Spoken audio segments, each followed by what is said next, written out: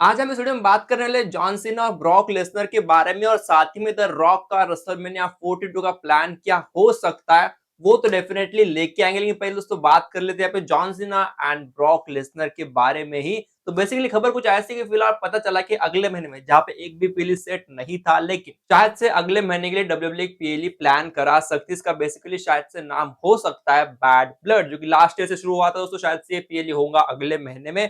तारीख ऐसे बता रही है शायद से 20 सितंबर को ये वाला पीएलई हो सकता है। और इसी सेम डेट के ऊपर एईडब्ल्यू का ऑल आउट शो भी होने वाला। तो बेसिकली शो को हेडलाइन कराना बनता है, तो डेफिनेटली यहाँ पे Brock Lesnar and John Cena may be headline this PLE, ऐसा बता भी रहे फिलहाल रिपोर्ट। और यही नहीं, यहाँ पे ये भी बता रहे शायद से ये वाला मैच अगर यहाँ पे नहीं होता है तो शायद से क्राउन जूल वहां पे तो डेफिनेटली होने वाला है। इस बार वैसे पर्थ में होने वाला है क्राउन जूल, और हमेशा जैसा वो सऊदी का यहाँ पे सीन नहीं, तो डेफिनेटली नया वेन्यू है, तो डेफिनेटली वहां पे थोड़ा सा एक हाइप बनाना चाहते होंगे, तो वहां पे भी हो सकता है। तो बेसिकली फिलहाल दो चांसेस है, एक तो पर्थ में होगा क्राउन जूल, नहीं तो जो रिसेंटली पीएलई हो सकता है अनाउंस नेक्स्ट मंथ के 20 तारीख को। अनाउंस नहीं हुआ अब तक, ठीक है। तो बस ये प्री प्लानिंग चल रही है कि शायद से ये होने वाला है, और रिपोर्ट अगर आती है तो डेफिनेटली होने वाला है। और अगले महीने में वैसे भी एक भी पीएलई, तो शायद से अगले महीने के लिए पीएलई फाइनलाइज भी हो सकता है। तो यही चांसेस ऐसे बता सकता हूँ कि शायद से ये दो डेट से जहाँ पे होगा John Cena and Brock Lesnar. और एक और चीज यहाँ पे क्लैश इन पेरिस की बात कर लेता तो डेफिनेटली इस वाले पीएलई में कभी भी प्लान नहीं था कि ब्रॉक और सीना का मैच करा जाए। दोस्तों इस पीएलई को डब्ल्यूडब्ल्यूई इस तरीके से नहीं देख रही थी, इसको बहुत बड़ा कराने का है डेफिनेटली।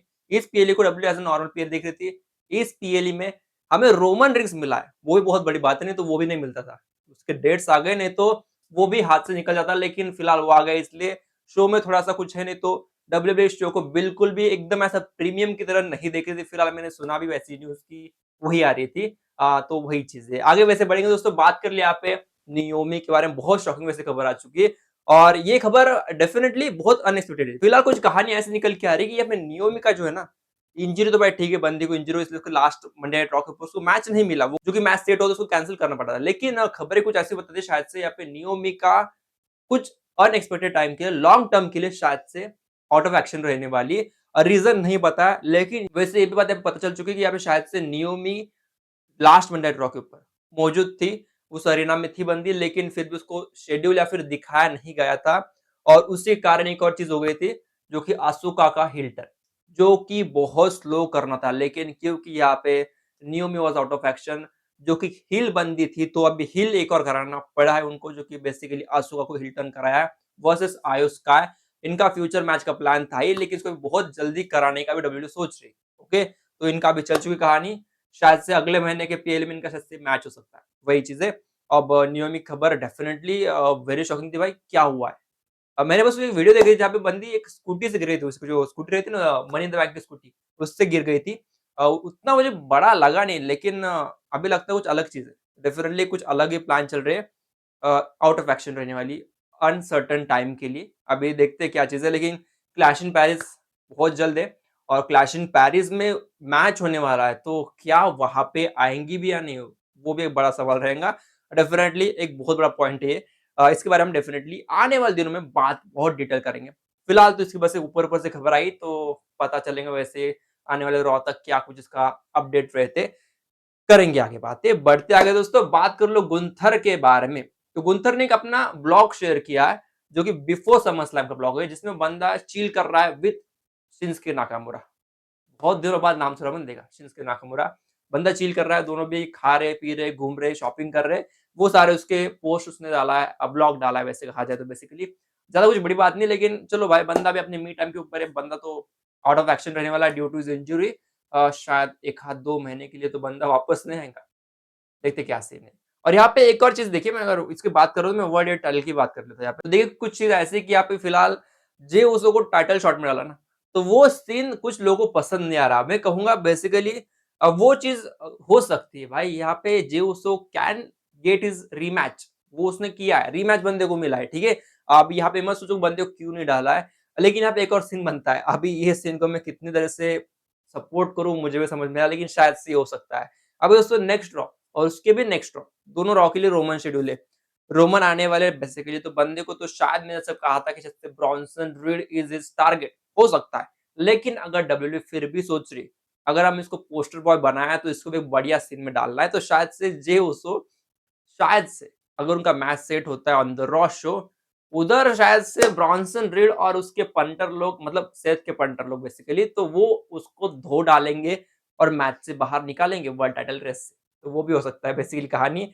और Roman rings will be ultimately in the fatal 4 way match, ये भी बनाता है एंगल, लेकिन वो चीज़ नहीं बनाएँगे क्योंकि दोस्तों एक ही चीज़ है यहाँ पे, जब भी रोमन रिंग्स किसी टाइटल मैच के लिए रहेंगे मतलब आने वाले समय के लिए, तो 100% श्योर हूँ कि रोमन रिंग्स वाला मैच जीतना है। लेकिन फिलहाल रोमन को जितना मैटर नहीं करता है, रोमन को वर्ल्ड टाइटल भी मैटर नहीं करता है। रोमन को अभी कुछ और चाहिए, जिसकी बात अभी करना आई गेस सही नहीं। आफ्टर सर्वाइवल सीरीज़ की बात करना स्टार्ट करना पड़ेगा क्योंकि दोस्तों फिलहाल मैंने आपको कहा था रिसेंटली कि सर्वाइवल सीरीज़ तक ये सारी कहानी चलने वाली है सेथ के साथ। तो इसके बाद तो एक अलग सा एंगल खुलेगा, जहाँ पे टाइटल शॉट ओपन होगा, लेकिन फिलहाल नहीं, ओके? चलो आगे बढ़ते हैं, बात कर ली ईएसपीएन के बारे में जो कि ऑफिशियली पता चल चुका है अगले साल 2026 से पीएलई ईएसपीएन नेटवर्क के ऊपर दिखाई देने वाले। तो बेसिकली बात कुछ ऐसे पता चल चुकी है फिलहाल कि ईएसपीएन को डब्ल्यूडब्ल्यूई की लाइब्रेरी खरीदने में थोड़ा इंटरेस्ट है, ठीक है? तो बड़ी खबर वैसे है नहीं, लेकिन इनको इंटरेस्ट है फिलहाल खरीदने के लिए, लेकिन they can not buy still now, तो भी वही पता चला है। उनको वो चाहिए, सारे एसेट चाहिए उनको, लेकिन थोड़ा मुश्किल है, लेकिन वो बिड करने के लिए तैयार है। वैसे वो बता रहे थे उनके ऑफिशियल्स की हमें चाहिए वैसे वो। देखते क्या चीज़ है, लेकिन आई गेस इतना बड़ा अगर डील हो गया है तो ये भी हो सकता है उनके जेब में चला जाए। क्या चीज़ें डेफिनिटली पता चलेंगी, लेकिन इससे हमें कुछ मैटर नहीं करता है। बढ़ते आगे, बात कर ले द रॉक फाइनल बॉस के बारे में, और ये खबर मैं खबर नहीं कहूँगा, ओके? बेसिकली पहले ही बोल देता हूँ डिस्क्लेमर कि ये खबर नहीं। ये है एक हैज़ अ फैन भी कहूँगा, और मैंने ट्विटर के ऊपर मैंने देखा तो मैंने वो पढ़कर मैंने कुछ निकाला है, ठीक है?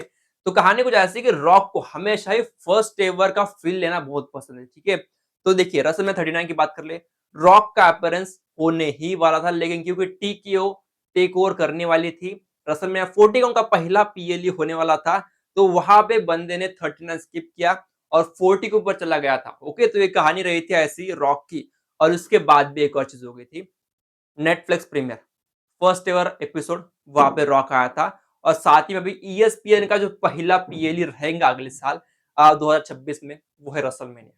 तो ये बनाता है एंगल कि शायद से अगले साल के रसलमेनिया में द रॉक आ सकते हैं या फिर एक मैच लड़ सकते हैं, क्योंकि ये पूरा एंगल ही वैसा बनाता है ना। तो आई गेस रॉक का अगर लाना है तो भाई अगले साल बेस्ट मूवमेंट है, क्योंकि दोस्तों अभी अगले साल उनको ईएसपीएन को भी बेसिकली वही चाहते होंगे कि उधर भी एक थोड़ा सा हाइप बना दे, हमारे इवेंट में आ जाए तो हमारे भी चांदी हो जाए, तो वही चीज़ यहाँ पे लगती है। तो शायद से रॉक अगले साल के रेसलमेनिया के लिए आने के चांसेस बढ़ चुके हैं। अभी इतना भी नहीं, लेकिन ये चीज़ मैटर करती है। डेफिनिटली ये जो कहानी है, डेफिनिटली सही लगती भी है कि क्या कब आया rock, first appearance at every events जो कि रहता है मतलब किसी एक कंपनी का। तो बंदे को वहाँ पे जाना पसंद है, क्योंकि फर्स्ट डे की फीलिंग अलग रहती है। जो कंपनी वाइज़ और हैज़ क्या बोल सकते हैं हम उसको, एकदम टॉप का आदमी, वो अगर आता है तो वहाँ पे कंपनी थोड़ी-सी वैल्यूएशन बढ़ती भी, तो वही चीज़ है। तो वही चीज़ यहाँ पे लगती है कि शायद से रॉक रेसलमेनिया 42 के लिए आएँगे। ये तो बस मेरा कहना है और कुछ लोगों का कहना है वैसे, और डोंट नो आपको क्या बोलना है इसके बारे में, डेफिनिटली आप कमेंट करके नीचे बता सकते हो। फिलहाल दोस्तों वीडियो में रुकता हूँ, मिलते हैं कल with some more interesting topic. Till then channel को लाइक, सब्सक्राइब, शेयर कर दो, और नीचे आपको इंस्टा और ट्विटर दोनों के अकाउंट के लिंक मिल जाएँगे, जाके ज्वाइन कर लो। वहाँ पे डेफिनिटली मैं अपडेट देता रहता हूँ। बेसिकली ट्विटर के ऊपर जॉइन करो, वहाँ पे तो ज़्यादा अपडेट देता हूँ, तो वहाँ पे जाके आप जॉइन कर सकते हो। जो यहाँ पे नहीं दे पाता, वो वहाँ पे मिल जाते हैं, तो उसके लिए आप जॉइन कर लेना। दोस्तों मिलते हैं कल, तब तक के लिए बाय।